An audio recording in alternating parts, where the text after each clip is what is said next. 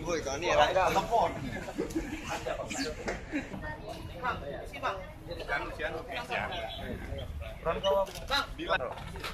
Ah, ya bang. Nomor. Kamu dia mau. Sakit kaki ya.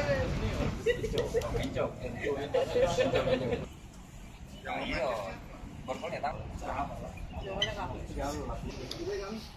Tapi tak. Pino. Oh ini baju. Siapa?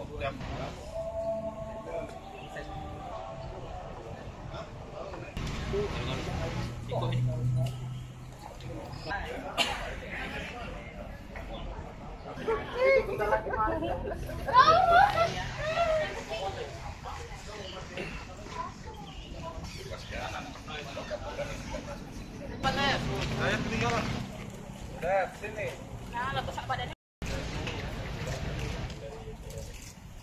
Kali inilah Polda Sumatera Selatan yang berhasil menggagalkan peredaran, penyalahgunaan narkoba sebanyak jenis sabu-sabu 20 kilo.